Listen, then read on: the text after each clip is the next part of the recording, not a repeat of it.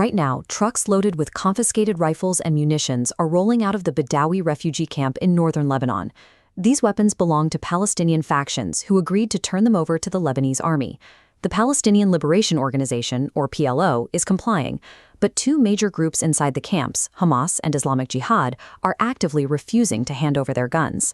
This localized standoff adds immediate pressure to Lebanon's highly fragile political landscape. The state is trying to assert control over non-state armed groups within its borders that faces steep resistance. This refusal to disarm is a modern flashpoint of a decades-long fracture between the two dominant Palestinian political forces, Fatah, the leading secular political party within the PLO, and Hamas, an Islamist militant organization. Watching who gives up their weapons and who holds on to them in Lebanon reveals exactly why the broader pursuit of a unified Palestinian state remains deadlocked today. To understand how these weapons got into Lebanon, we have to look back to the late 1960s and 70s.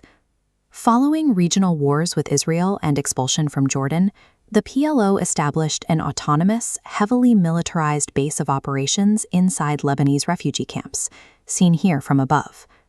The PLO operated a state within a state. They managed their own independent military forces, collected taxes from displaced Palestinians, and ran daily media networks to broadcast their political messaging. That autonomy collapsed in 1982.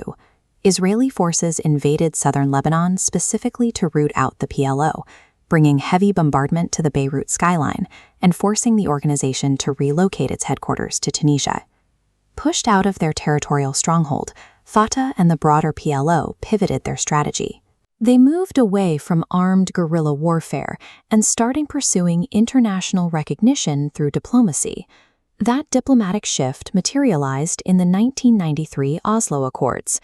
PLO chairman Yasser Arafat officially recognized the State of Israel, and in return, the PLO was allowed to form the Palestinian Authority, a formalized governing body administering parts of the West Bank and Gaza Strip.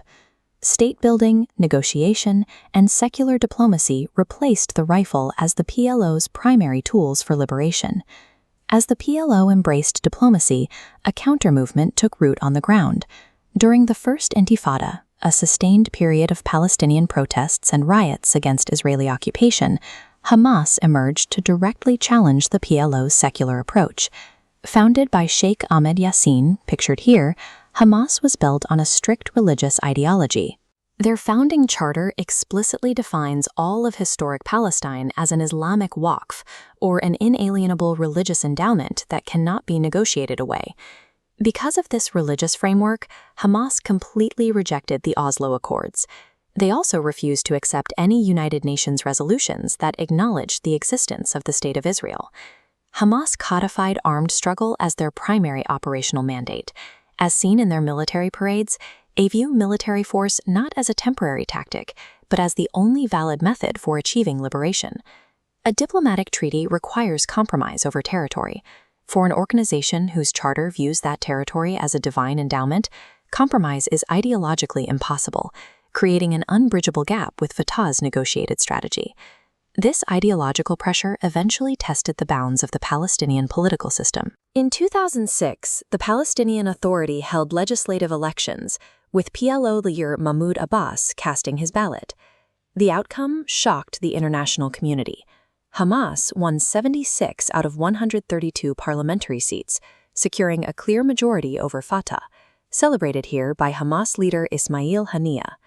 Fatah, along with the United States and the European Union, refused to accept a government led by a group that maintained an active militant wing and rejected previous peace treaties. Financial blockades were immediately imposed.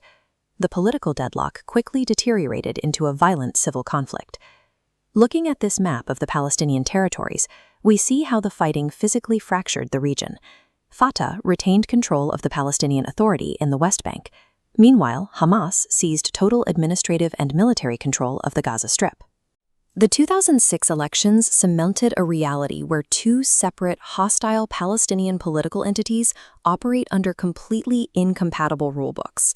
Which brings us back to the military trucks leaving the refugee camps in northern Lebanon today, loaded with weapons. The PLO's decision to surrender their weapons aligns with the path they chose decades ago. As seen with Mahmoud Abbas leading the Palestinian Authority under Yasser Arafat's legacy, their institution relies on diplomacy, state-building, and formal cooperation with recognized governments. Hamas's refusal to disarm is a strict adherence to their own founding principles. They maintain that resistance requires an active arsenal, prioritizing militant capability over diplomatic concessions. This internal division doesn't stay contained. It continues to destabilize host nations in the Middle East as armed factions operate outside the control of state militaries, complicating regional security. The Palestinian pursuit of unified statehood requires a cohesive strategy. Until these two factions reconcile their deeply opposed methods, the pen and treaty on one side and the rocket and rifle on the other, their political aspirations will remain entirely deadlocked.